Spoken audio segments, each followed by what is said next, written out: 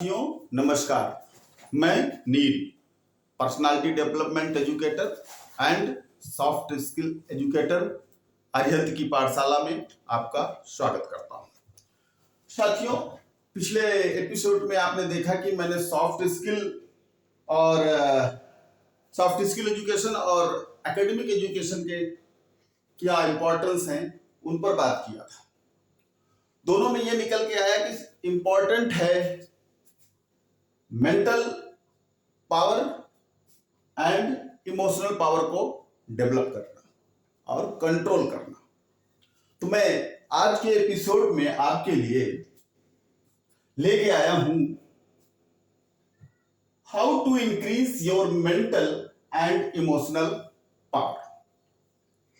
आप किस तरीके से अपने मेंटल और इमोशनल पावर को इंक्रीज कर सकते हैं, बढ़ा सकते हैं, जिससे आपका लाइफ, आपका कैरियर और आपकी जॉब्स और जो जॉब की तैयारी कर रहे हैं उन्हें कैसे सफलता मिल सकती है। यदि कोई जॉब कर रहा है वो अपने जॉब को कैसे और बेहतर कर सकता है, अपने ऑफिस में कैसे लोगों के लिए बेहतर अपना परफॉर्मेंस दे सकता है।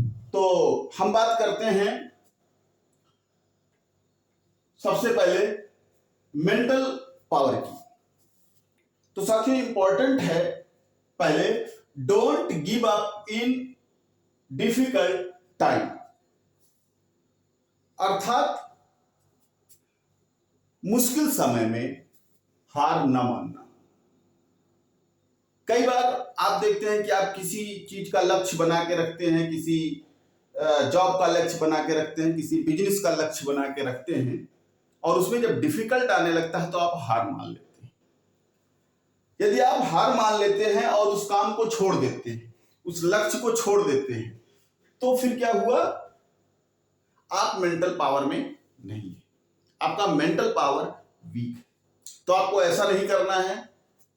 आप बहुत सारे एग्जाम्पल सुने हैं कि करत करत अभ्यास ते जड़मति होत सुजान, रसरी आवत जाते सिल पर परत निशान। बार बार के प्रयास करने से, है ना, सफलता मिलने का जो चांस है वो 100% परफेक्ट हो जाता है कि आपको 100% सफलता मिलनी ही मिलनी है। तो कभी भी डिफिकल्ट टाइम पर आपको हार नहीं मानना है, अपने टारगेट को, अपने लक्ष्य को छोड़ना नहीं।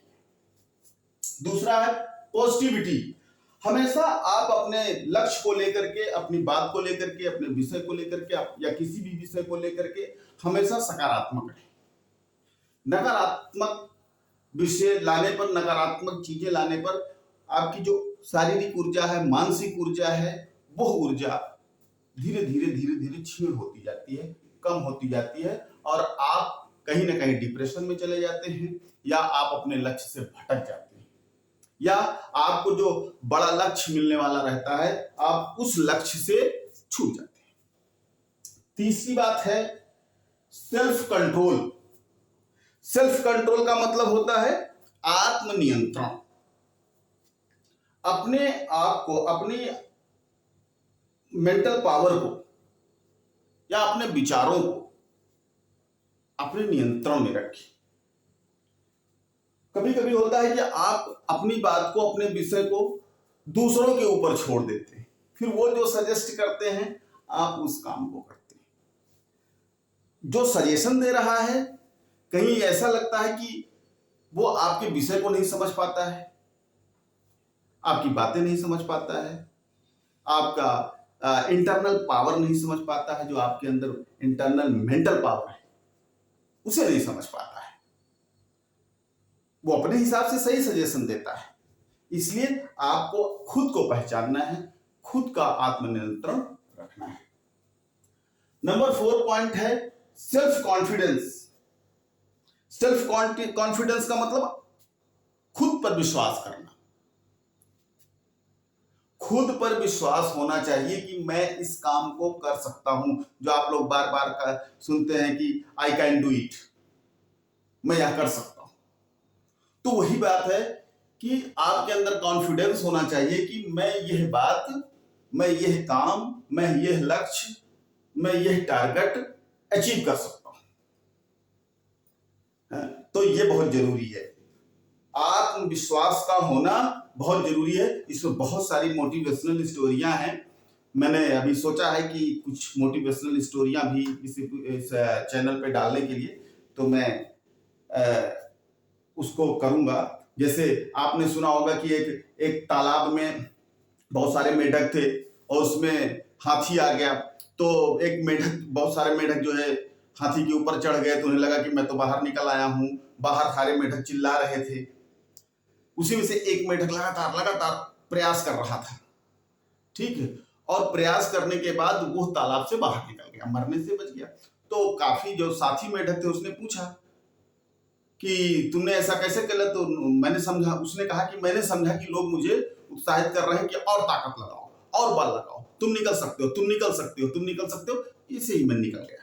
तो ऐसी बहुत सारी स्टोरियां हैं, हालांकि मैं उस पर नहीं जाना चाहता हूं। आगे बढ़ते हैं। स्ट्रेस मैनेजमेंट, तनाव प्रबंधन। आज के टाइम पर देखेंगे तो हर स्टूडेंट, हर पेरेंट्स, हर जॉब करने वाला, बिजनेस करने वाला, ज्यादातर लोग जो हैं वो तनाव से बहुत ज्यादा ग्रसित है ना। इतना तनाव से ग्रसित है कि कई बार वो अपने जो उनका काम होता है उस काम को बोझ समझने लगते हैं और उसे छोड़ करके किसी दूसरे काम में लग जाते हैं। उन्हें लगता है कि जो दूसरा काम कर रहा है वो आसान है, उसका काम आसान है। ऐसा कुछ नहीं है, सब काम आसान है, बस आप तनाव में ना हो। अब तनाव प्रबंधन के लिए क्या करना है, कहा है ना, स्ट्रेस मैनेजमेंट। तनाव प्रबंधन के लिए है कि आप अपना लक्ष्य जो आप बना के रखे हैं या आपकी जो जॉब है, ठीक है, उसे एंजॉय करें। आपके दिमाग में ये नहीं होना चाहिए कि आप ऑफिस का काम कर रहे हैं, नहीं, आप अपना काम कर रहे हैं। आपको उस जॉब के लिए रखा गया, आप पब्लिक का काम नहीं कर रहे हैं। आप पढ़ रहे हैं, आप कोचिंग कर रहे हैं, आप किसी जॉब की तैयारी कर रहे हैं, तो आप अपने लिए कर रहे हैं। तनाव प्रबंधन के लिए आप जो है थोड़ा ऐसे दोस्तों के बीच में बैठिए जहां आपको थोड़ी देर तक के लिए हंसी खुशी मिले। मेडिटेशन करिए, एक्सरसाइज करिए और अपने लक्ष्य को, जो आपका लक्ष्य है, उसे टुकड़ों में बांट दीजिए। और अब आप उसको सेटिंग करिए कि आप एक जो छोटे छोटे टुकड़े बना के रखे हैं, आप उस छोटे से पार्ट को कितने दिन में हासिल करेंगे। 10 डेज, 15 डेज, 10 दिन, 15 दिन, 1 महीने, 2 महीने, है ना। तो इस तरीके से आप तनाव से बचें। और दूसरी बात है, तनाव आज के टाइम पे हो रहा है लोगों की सैलरियों को लेकर के। उन्हें लगता है कि मेरी सैलरी कम है। नहीं, सैलरी तो ठीक है, आपके खर्चे ज्यादा है।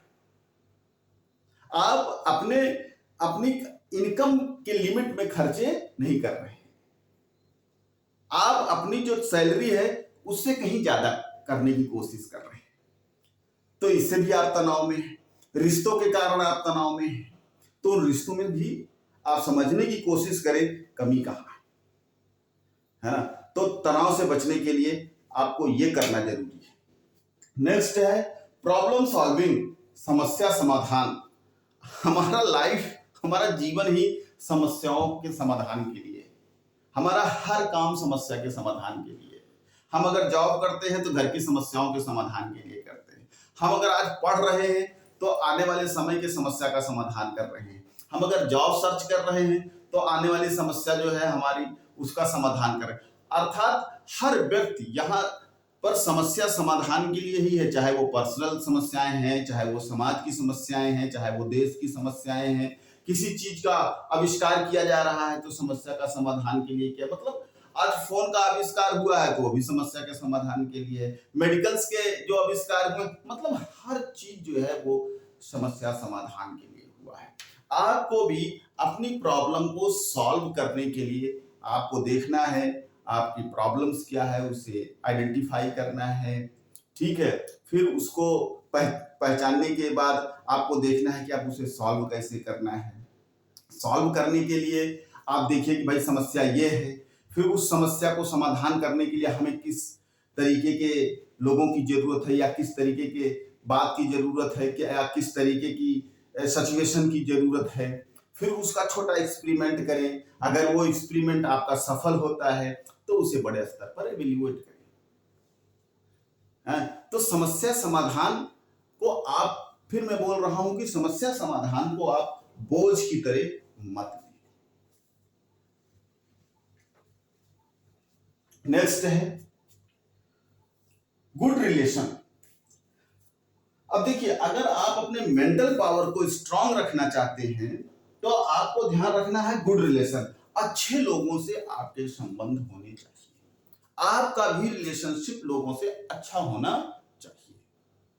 ठीक है, आप कम समय में ज्यादा सफलता पाने के लिए अच्छे लोगों का साथ ना छोड़ें, क्योंकि अच्छे लोगों का साथ जो है वो लंबे समय तक आपको सहायता देगा, आपको मदद करेगा, आपको खुशी देगा, आपकी समस्याओं का समाधान करेगा। तो आप अच्छे रिलेशनशिप बनाएं, अच्छे लोगों से दोस्ती रखें, ताकि आपकी लाइफ बेटर हो सके। इस तरीके से आप अपने मेंटल पावर को, जो ये 7 पॉइंट्स दिए गए हैं, इन 7 पॉइंट से आप अपने मेंटल पावर को स्ट्रांग कर सकते हैं, इंक्रीज कर सकते हैं। ये हमारा दावा है। नेक्स्ट है इमोशनल, है ना, भावनात्मक।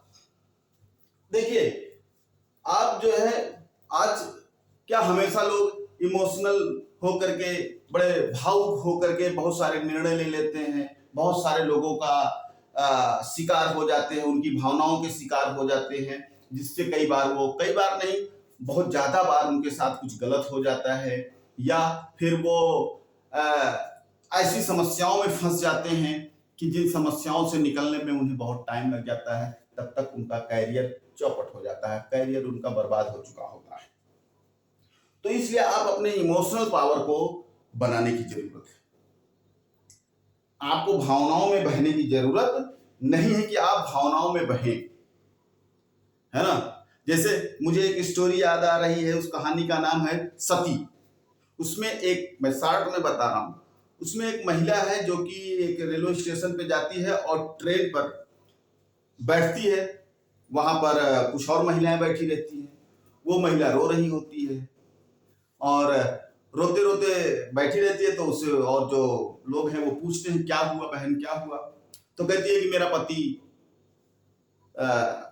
खत्म हो गया है और मैं उसके साथ सती होने जा रही हूं। अब उस सारी महिलाएं बहुत आश्चर्यचकित होती है, सोचती है आज के टाइम पर ऐसा कैसे हो गया। ऐसी महिला तो बड़ी अच्छी है कि आज के टाइम पर भी वो अपने पति से इतना प्यार करती है, इतना प्रेम करती है कि उसके साथ सती होने जा रही है। सारी महिलाएं उसको बहुत मानने लगती हैं और फिर वो उनके साथ में टिफिन अपना अपना ओपन करते हैं। सबके टिफिन में वो महिला खाना खाती है और फिर वो सती वाली महिला जो है वो भी अपना टिफिन ओपन करते हैं, तो सब लोग उसका भी टिफिन शेयर करते हैं, खाते हैं।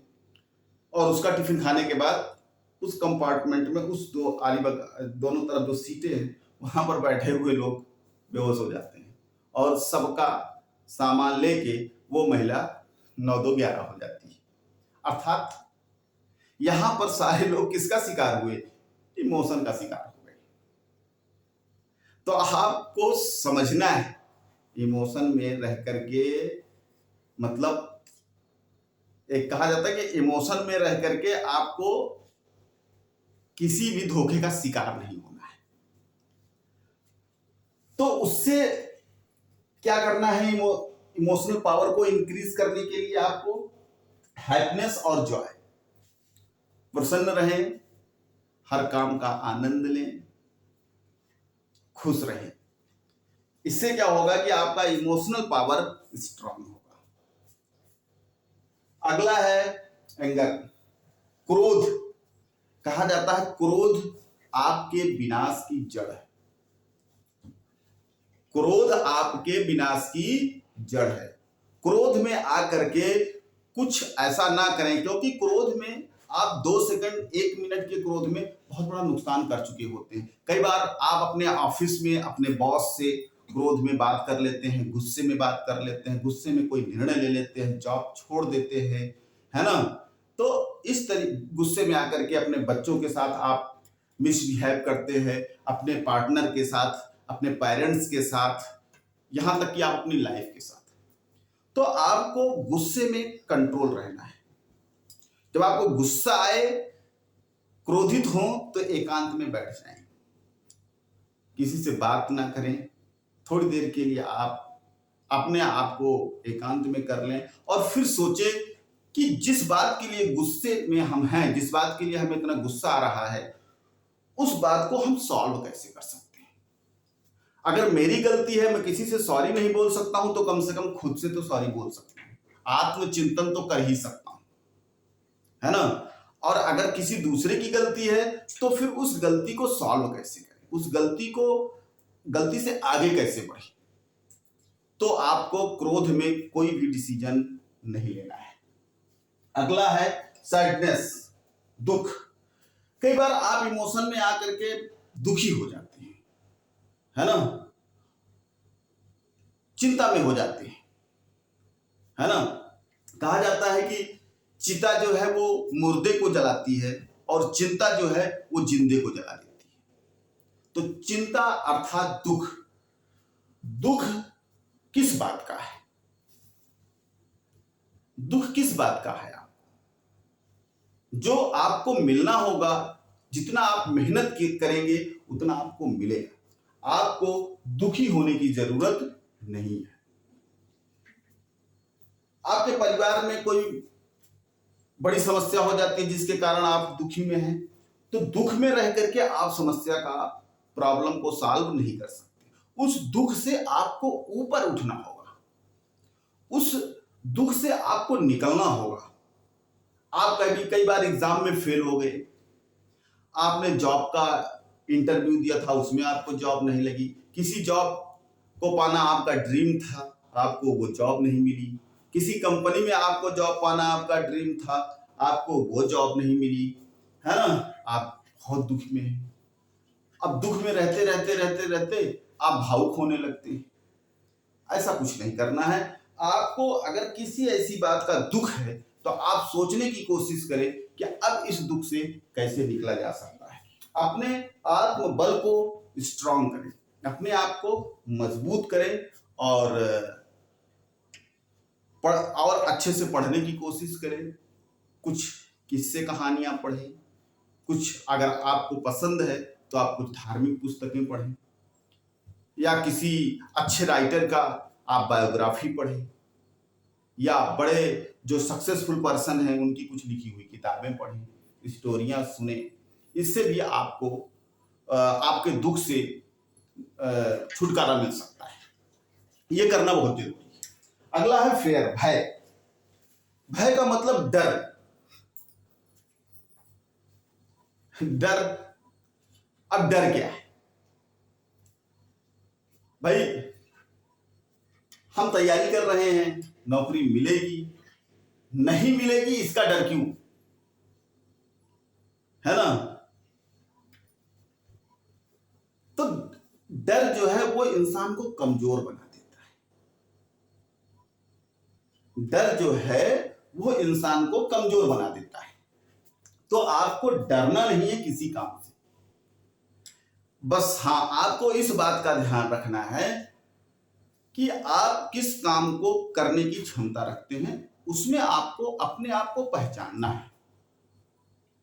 अपने आप को पहचानना है कि हमारी क्षमता इतनी है, हम इस काम को कर सकते हैं, हम इस कोर्स की तैयारी कर सकते हैं, हम ये जॉब ले सकते हैं, हम ये ट्रेनिंग कर सकते हैं, हम यहाँ जॉब कर सकते हैं, हम यहाँ नौकरी कर सकते हैं।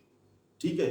तो भय आपके अंदर नहीं होना चाहिए। आपके अंदर भय होगा, आप कोर्स की तैयारी नहीं कर पाएंगे, क्वेश्चन आंसर की तैयारी नहीं कर पाएंगे, आप एग्जाम की तैयारी नहीं कर पाएंगे, यहां तक कि आप इंटरव्यू की तैयारी नहीं कर। अब आपको इंटरव्यू में डर लगे, पता नहीं क्या पूछ लेंगे, पता नहीं नौकरी मिलेगी नहीं मिलेगी, क्या होगा।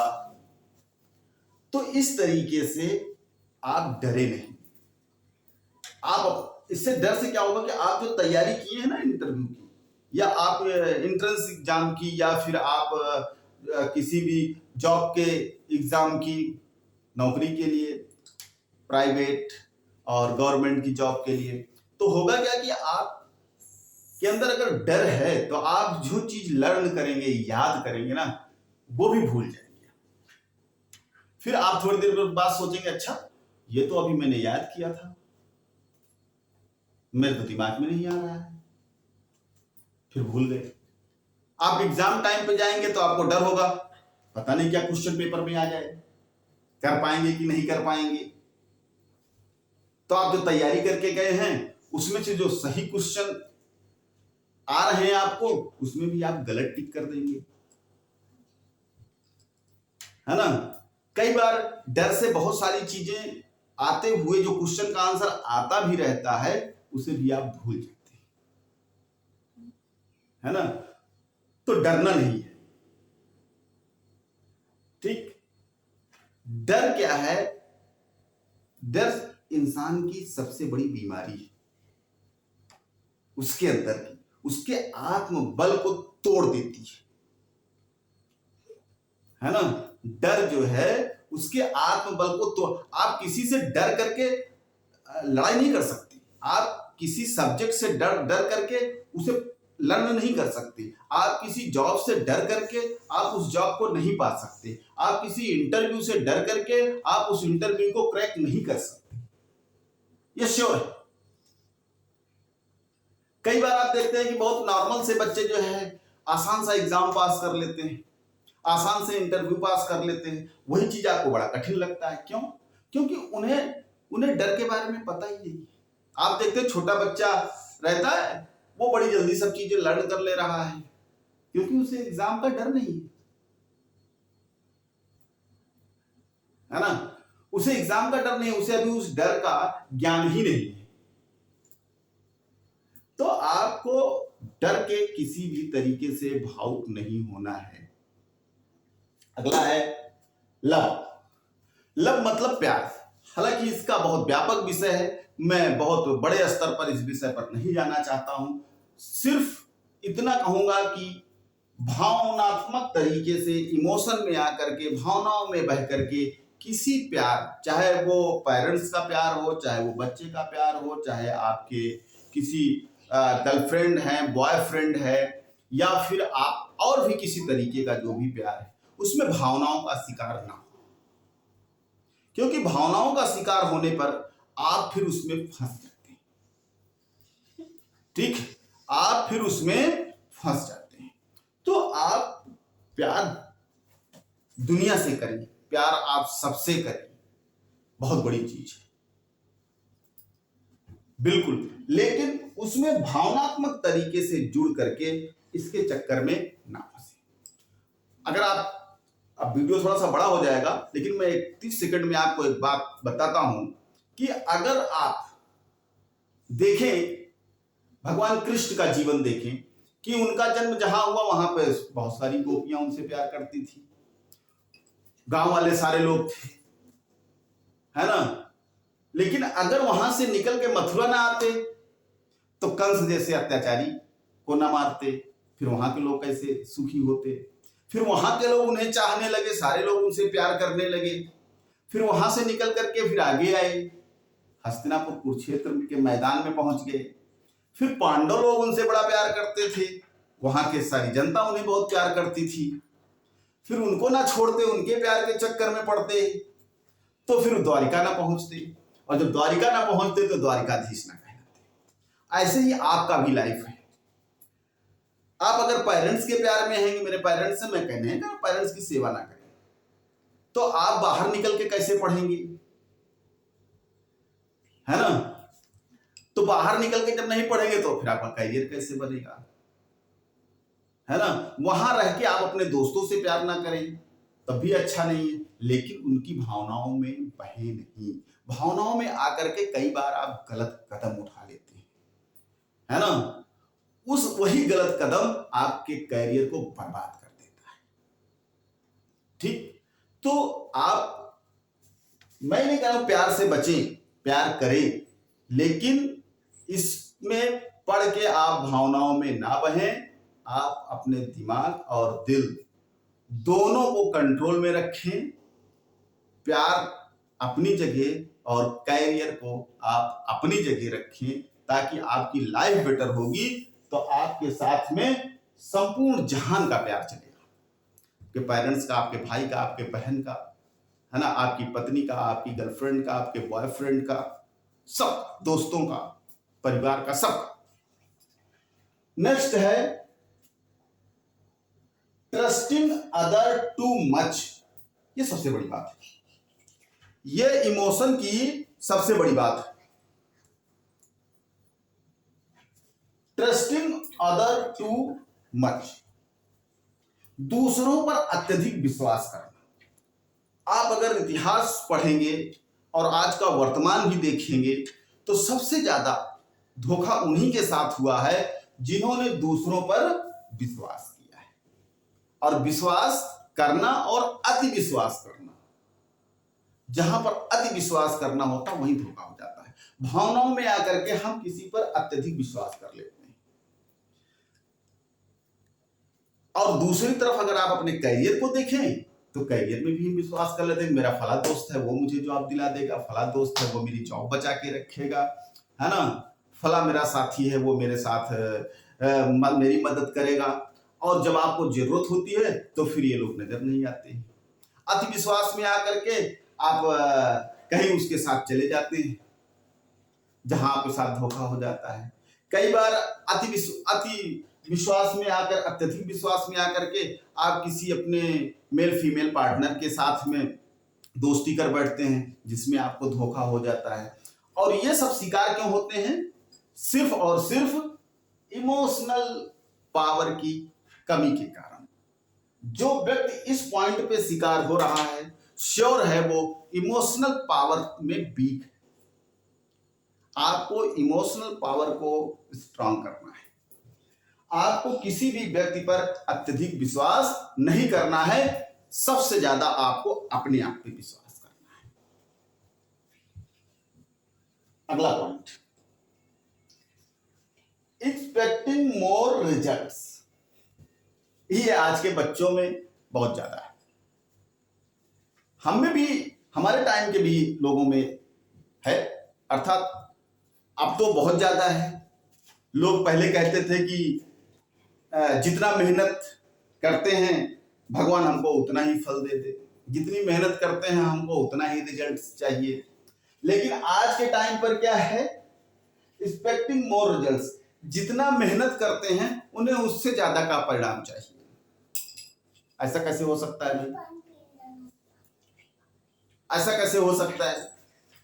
आप जितना मेहनत करेंगे उससे ज्यादा परिणाम की अपेक्षा क्यों रखते हैं? जितना मेहनत करते हैं उतना रिजल्ट आता है तो आपको लगता है रिजल्ट कम आया।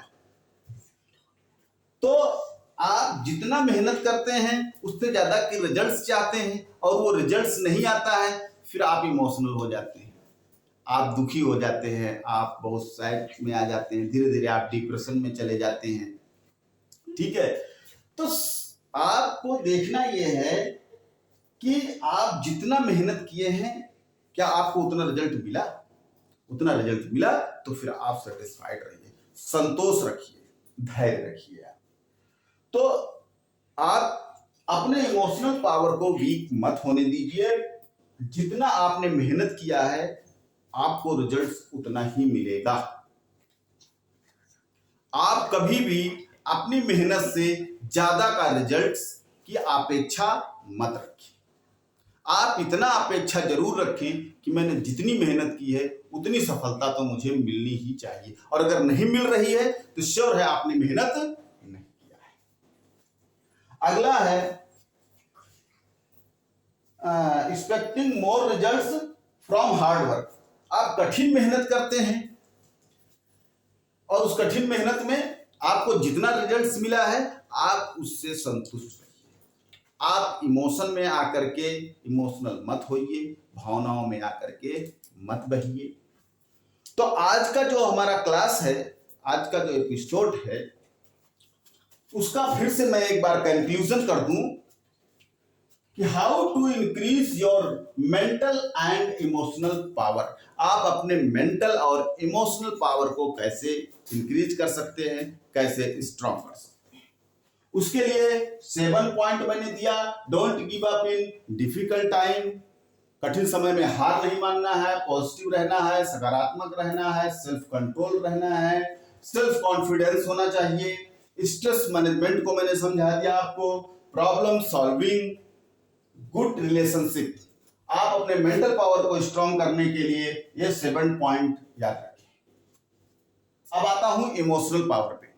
इमोशनल पावर को तो स्ट्रॉन्ग करने की बहुत जरूरत है, इसको इसीलिए मैंने बहुत अच्छे से इसके बारे में रिसर्च किया और अच्छे अच्छे पॉइंट्स में लेकर के आपके लिए आया कि हैप्पीनेस ऑब्लिक जॉय, आप प्रसन्न रहें, आप हमेशा खुश रहें, जिससे आप अपने इमोशनल पावर को स्ट्रॉन्ग कर सके। एंगर, क्रोधित ना हो, क्रोध के बारे में मैंने बात किया।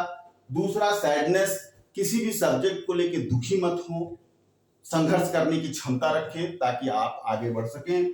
फेयर, भय को दिमाग से निकाल दें, किसी भी तरीके का डर ना रखें, ठीक है, जो होना होगा आपके मेहनत के अकॉर्डिंग आपका रिजल्ट आएगा।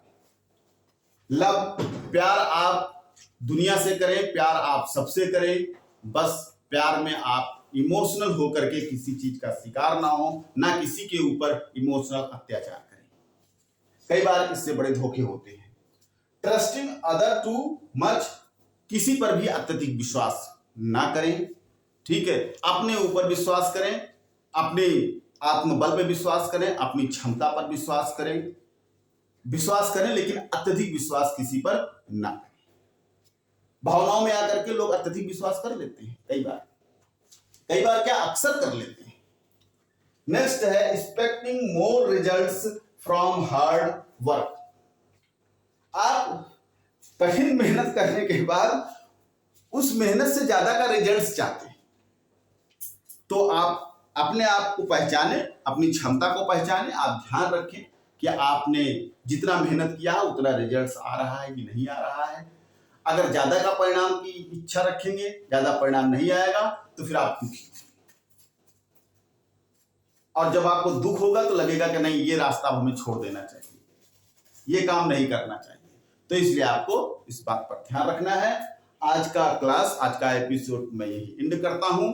आप सबसे निवेदन है कि अरिहंत की पाठशाला को लाइक करें, शेयर जरूर करें, सब्सक्राइब करें और कमेंट करें। आप भी अगर ऐसा कुछ कमेंट करते हैं जो कि मैं आपके बातों को वीडियो में शामिल कर सकता हूं, तो आप भी ऐसी बातें लिखें जिसे मैं किसी भी क्लास में, किसी भी वीडियो में उन बातों को मैं सम्मिलित करूं। इसी के साथ आज का क्लास एंड करते हैं। नमस्कार।